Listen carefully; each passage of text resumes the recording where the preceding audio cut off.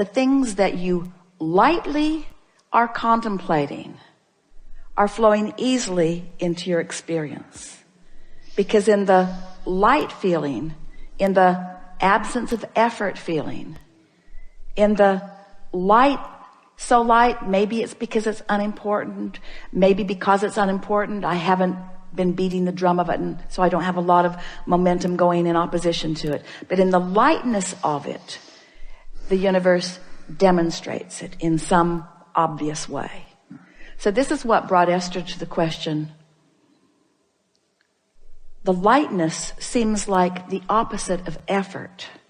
So when I find myself trying, which is, we hear that from you a little bit, in the realization that you're trying, you might want to stop and say, this trying could be counterproductive. I'm efforting, which means I'm not engaging the energy that creates worlds, which means I think I'll just give this another run tomorrow. And as you do that and do that and do that, you're going to find that effort is not a factor in your experience. You're going to find that trying and struggle are not a factor in your experience. You're going to begin to discover that things that you want lightly come easily. So there's something important to be talking about there. How can I feel light about something I've been so intense about for so long? And we say, by giving it a rest. By giving it a rest. By focusing on some other things for a while. Or by getting as general about it as you can. And things just work out. They just work out. Funny thing to hear from someone who's teaching you about deliberate creation. Deliberate creation. Deliberate creation is about tuning your frequency. Deliberate creation is about feeling your emotions and knowing what they're telling. Deliberate creation is about understanding the relationship between who you really are and what you really want and what you're doing right here and now. Deliberate creation is about chilling out so that there's no resistance and then focusing. It's about tending to the frequency first and then applying the thought. Oh, all right now. Integrity. Abraham, you said that I think and then I feel. So are you actually taking thought back to the element of frequency? Yep. Can you find a frequency without a thought? Can you feel the frequency of love? Can you feel the frequency of love? Now, don't get carried away about who you love or who you loved or anything like that. Just feel the frequency of love. Can you feel the frequency of love? Can you feel the frequency of enthusiasm? Can you feel the frequency of fun? So it's possible to feel a frequency by interpreting it through emotion in a sort of thoughtless place.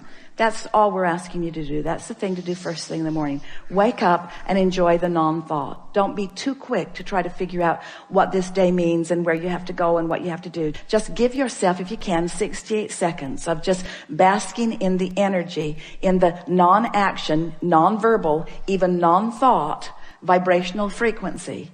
Just give it a chance and see what happens. And then watch how the thoughts begin to follow suit. It is our promise to you. Get that momentum going and you'll be off on the right foot. And as soon as tomorrow, you'll have a day unlike any other day that you've ever had. We're not kidding you. Give it a month and you'll feel absolute control of your experience. And when people see the difference in the way you feel, they'll say, what are you doing?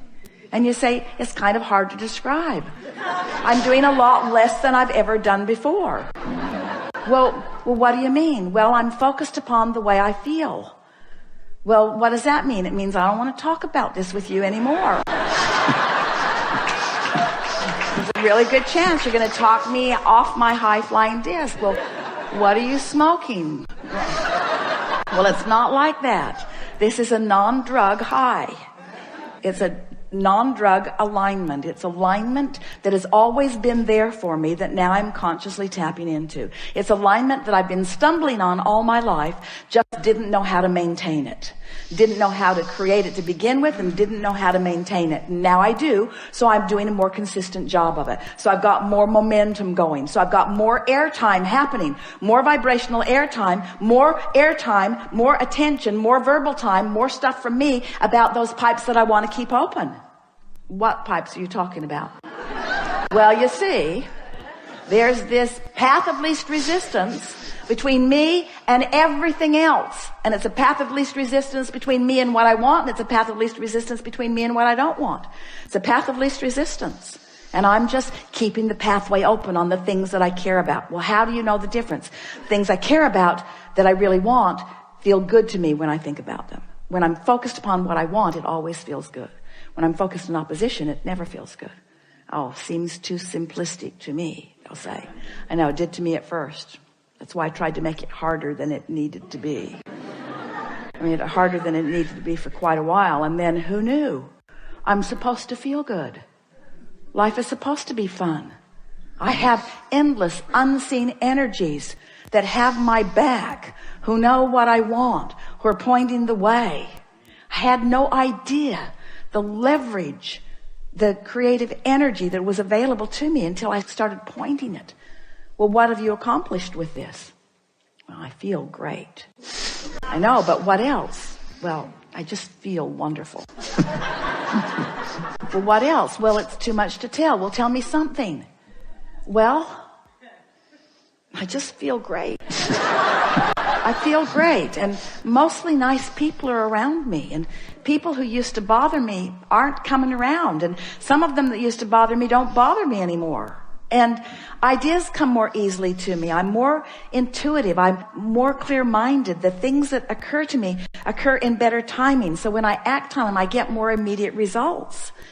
The things that I want are just flowing into my experience. My day-to-day moments are really exciting. I used to look forward to a vacation and kind of put up with everything before it. And now every day feels sort of like that vacation. I have that lighthearted feeling all day, even when you're at work.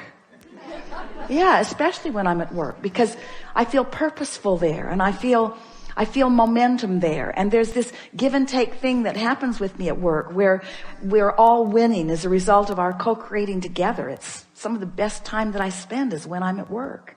Yeah. So many lovely people in this world. Have you noticed? Well, not so much. I haven't noticed that so much. Well, that's because I'm on my high-flying disc. I know that's what. Well, now tell me about this stupid disc. How did you get on this high-flying disc? I was born there. I was born there. I talked myself out of it with a lot of help from others who had forgotten about it too. But no, I mean, how did you get on it today? Well, I thought you'd never ask. Well, this morning when I woke up, I just thought happy thoughts.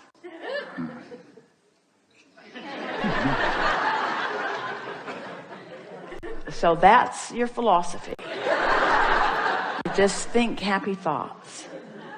Yeah? I stopped watching television for the most part. There's some shows I really like that I am recording and watching, fast forwarding through all the commercials, which means television won't be around for long because, yeah, just think happy thoughts. Hang around with people who feel good mostly. Think of reasons to feel good. But mostly, I just get up looking for a reason to feel good and almost always find it immediately. And then I milk it. Some people will think that it's too simplistic, but as you begin to demonstrate how great you feel, and as they begin to see, especially those who know you, the things that they've been hearing you talk about, as they begin to see those things flowing into your experience, as they begin to see your prosperity improving and your laughter more obvious and common, and they begin to notice how clear-minded you are and what good timing you have, what good comedic timing, what good intellectual timing, what good psychological timing, just what good timing. It's going to be so noticeable. You are going to be such powerful demonstrators of those who have accessed and harnessed and directed the energy that creates worlds, that a sort of euphoric feeling of joyful invincibility is going to be yours, to the point that when people point out even the most serious seeming from their perspective of problems, you're going to stand solid in your knowing of all is wellness, and you're going to support them in the same way that Source supports you, by not freaking out because they have chosen a lower flying disc. And before you know it, you won't freak out when you find a lower flying disc either. You'll understand how it works. You'll understand that, this is just a step one moment, and that's all part of the process. I'm predominantly now, for the first several years of my life, I was predominantly in step 3 because I was born that way. Then those around me began insisting that I become more accountable, which meant try to compensate for their inability to stay on their disc. We hope you heard that in the way we meant it. So then I had sort of a rough ride for a while, where I was having predominantly step 1 moments. What are step 1 moments? Contrasting moments where I know what I don't want, so I know what I do want. I know what I don't want, so I know what I do want. So I was asking for quite a few years of my life. I was predominantly doing step 1 moments, stumbling accidentally into alignment, but not really knowing what I was doing. But it was a good plan, because during that step 1 phase of my life experience, all of you have passed through that now. I filled my vortex with all kinds of specifics that matter to me. And now you're in the step 3 phase of your life experience, where now getting on the high flying disc, that's your work, that's your work, that's your work, that's your work, that's your work. So I'm done, Abraham, I'm not going to create anymore. Oh no, because you're not going to stay on the high flying disc. You're going to dip. You're going to still have step 1 moments, but you're predominantly going to be living step 3 moments. Occasional step 1 moments, because you can't not expand. You want to continue to clarify, but predominantly step 3 moments. You see what we're getting at? How can I assure predominant step 3 moments? By making sure every day at least starts there. And if we have done the best sales job that we have ever done about anything, we've convinced you to at least give it a go, to at least try to see what happens. And we would so love a repeat of this gathering with these identical magnificent beings 30 days from today, to hear from you what has happened since you have found and established and maintained and enjoyed and understood what it feels like to be on that light-hearted, good feeling, high-flying disc. We are certain at this moment that there is nothing important that we know that you don't know.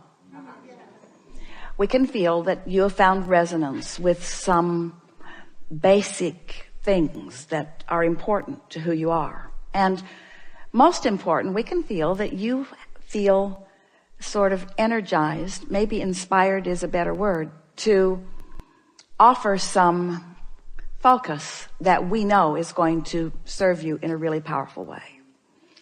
It is such pleasure for us to interact with those like you who are determined and strong in your desire, who are willing and even patient enough to walk with us slowly sometimes to find these nuggets of clarity that you just feel resonance with. We have been saying for quite a while that we make too much of all of this. In our desire to simplify it for you, we go on and on and on. But it is our knowing that today you have found some simple steps, and we know you feel the resonance with who you are.